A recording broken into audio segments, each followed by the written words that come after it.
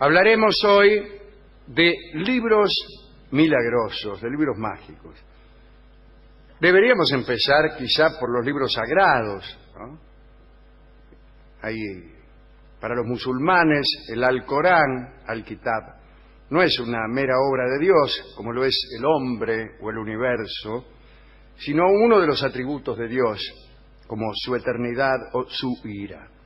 En el capítulo 13 se lee que el texto original está depositado en el cielo.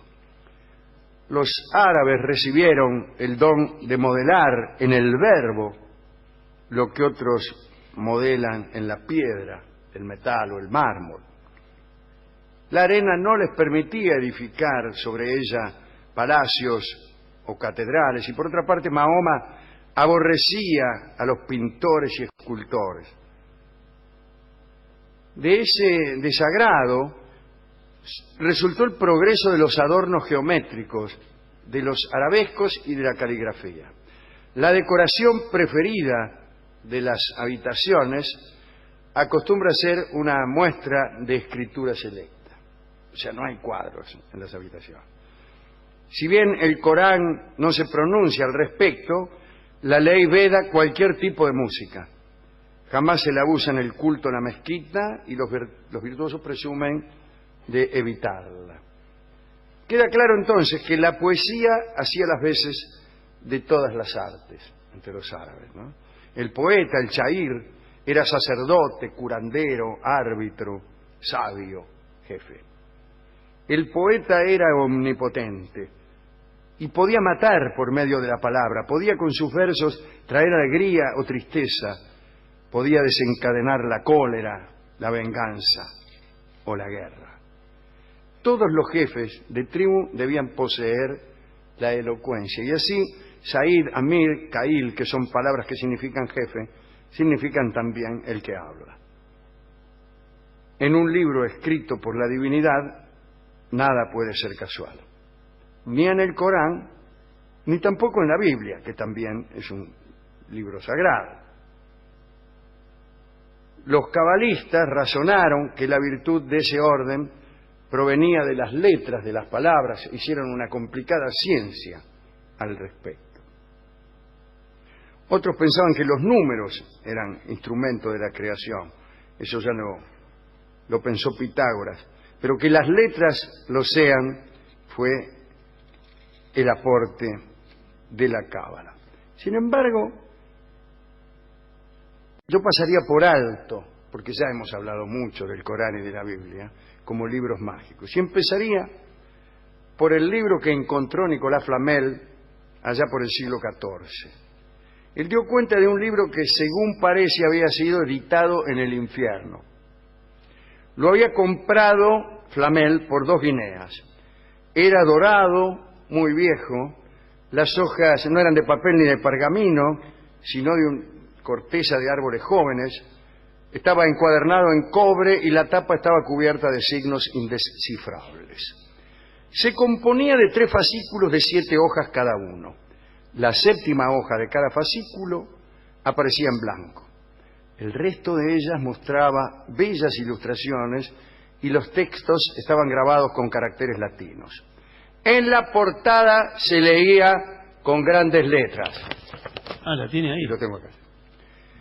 El judío Abraham, príncipe, sacerdote, levita, astrólogo y filósofo, al pueblo judío que fue dispersado por toda la Galia por la ira de Dios, saludo y bendición.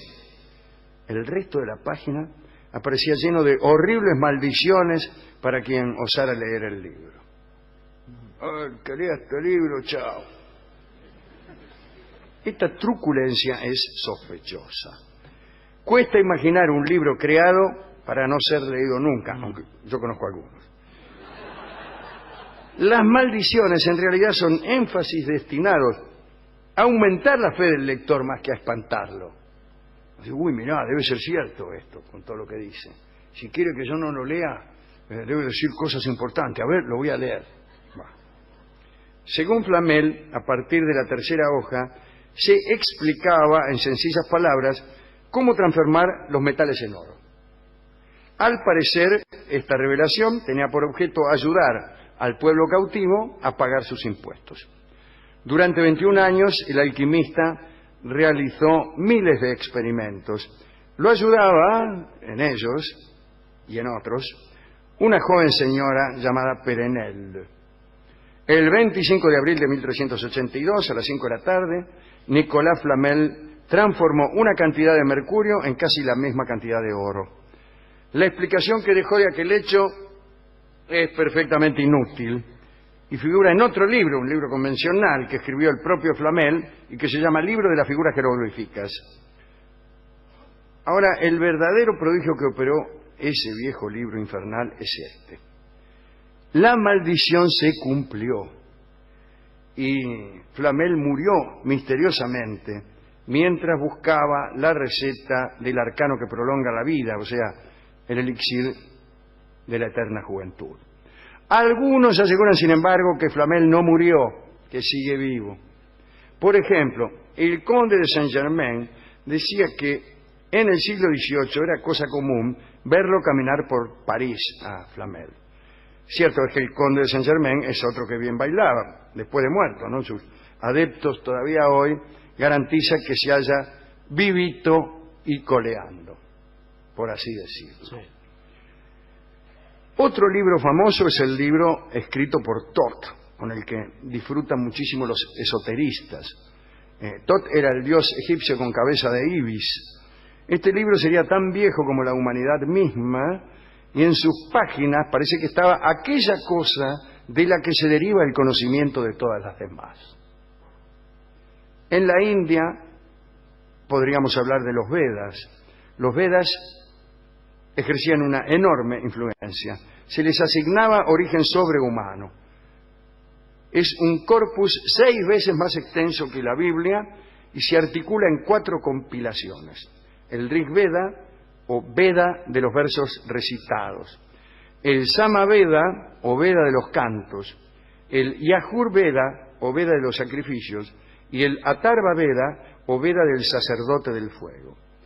La memorización de los Vedas era considerada como un signo de piedad. Así, ciertos delitos eran perdonados si el culpable recitaba un número determinado de versos. Bueno, este número variaba según las faltas cometidas, ¿no? Había una lista que contemplaba minuciosamente cada caso. Afano, 100 recitados. Secuestro, 120. Quiebra fraudulenta, 150. Y todo por el estilo. Me imagino yo, por ejemplo, una escena en la comisaría de la India, con el ladrón buscando ahí en su memoria el verso Salvador, para no hablar con las discusiones con el comisario, ¿no? No, si este era así. No, dice el comisario cuya versación vedántica debía ser proverbial, porque no iban a mandar un comisario que no supiera los Vedas. Lo sabía todo de memoria. A ver, dice, si quiere que lo larguemos, recítese el Veda. Y dice, llovía torrencialmente en la estancia del Charabón.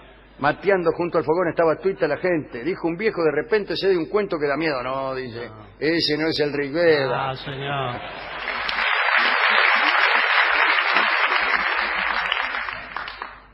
Sobre el poder de un buen recitado, recuerdo también los mantras, aquellas oraciones cuya repetición permitía realizar toda clase de milagros. La repetición operaba primero sobre vos, disciplinándote, tranquilizándote, no sé qué. Pero después sobre el universo. Mira, 500.000 repeticiones, son muchas, ¿no? Pero te permitían resucitar a un muerto. 2 millones de repeticiones conferían poder sobre todo el universo. O sea que el que no es dueño del universo es solo por falta de paciencia. Claro, sí. Porque vio como es uno, ¿no? Llovía torrencialmente en la estancia del Charabón y ya se aburrió. Sí, bueno, pero le falta muchísimo. Sí, claro. Hace algunos siglos en Alejandría, otro libro. Unos muchachones llamados confabulatori contaban historias en las esquinas. Con el tiempo algunas de esas historias se hicieron clásicas. Es decir, a la gente le empezaron a gustar antes de que se las contara. Alguien pensó en compilar esas historias que finalmente llegaron a Europa, modificadas por los traductores y asoladas por correcciones inoportunas también. Ahora las conocemos como Las Mil y Una Noches o el libro de las 1000 noches y una noche. Y el último libro del que hablaré es el legendario libro del olvido. Como ustedes sabrán, avanzar en su lectura es ir limpiando la mente de recuerdos. La leyenda asegura que el libro tiene un texto cualquiera. Tal vez no es sino un ejemplar de Los Miserables. Pero ese ejemplar, y solo ese, es en verdad el libro del olvido, y el lector no lo sabe. Y mientras conoce las desventuras de Jean Valjean, se interna en el brumoso país de la desmemoria.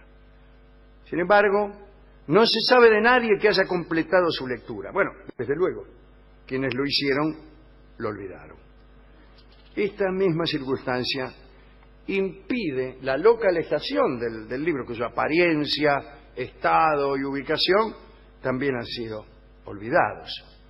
Algunos dicen que hay más de un libro del olvido y que son muchos los ejemplares mágicos que anulan los recuerdos. Hay también quienes leen para olvidar una pena y recorren bibliotecas enteras con la esperanza de hallar en ellas el libro del olvido. Y finalmente están los que se preguntan si todos los libros no serán el libro del olvido, si no es cierto que toda memoria está destinada a borrarse, que toda pena desaparecerá del peor modo, que somos un relámpago en la noche eterna. Canta Charlo esta noche, Olvido.